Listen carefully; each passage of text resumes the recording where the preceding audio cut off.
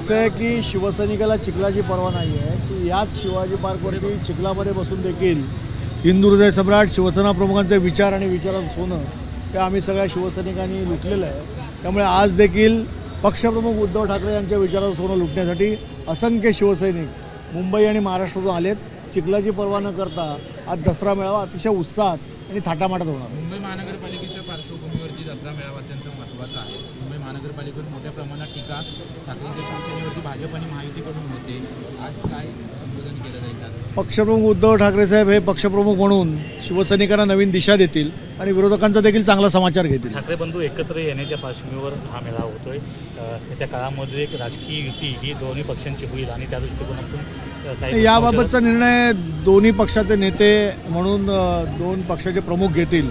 परंतु आजचा दसरा मेळावा शिवसेनेचा परंपरागत दसरा मेळावा आहे।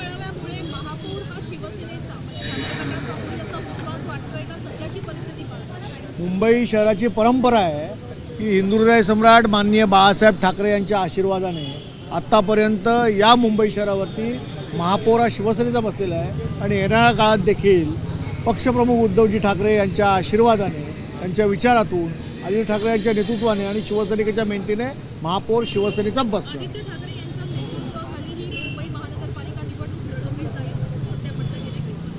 शिवसेनेचे नेते आहेत आणि आत्तापर्यंत शिवसेना नेत्यांच्याच मार्गदर्शनाखाली निवडणूक लढली जाते आणि आदित्य ठाकरे आमचे शिवसेनेचे नेते आहेत।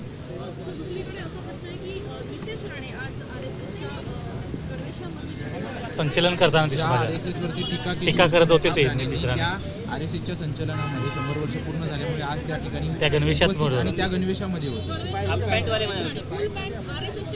आज मी दसरा मेळाव्याला आलो आहे। शिवसेना प्रमुखांचा विचार ऐकून त्यांच्या विचारातून आम्ही मोठे झालेले कार्यकर्ते आहेत। त्यामुळे आज उद्धव साहेब काय बोलतात तिकडे आमचं लक्ष आहे। त्यामुळे इकडे तिकडे कोण काय करतंय तिकडे आमचं काय लक्ष नाही।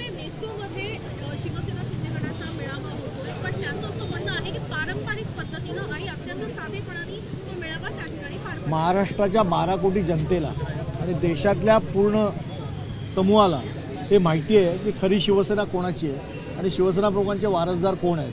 त्यामुळे किती कोणी जरी सोंग आणण्याचा प्रयत्न केला तरी शिवसेना प्रमुखांचा निष्ठावंत शिवसैनिक आज शिवतीर्थावरती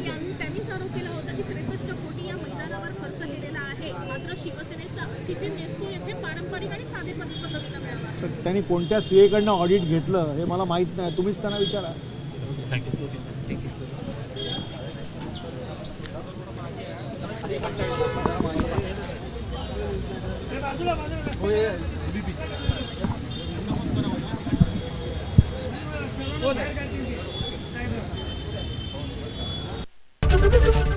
एबीपी माझा, उघडा डोळे बघा नीट।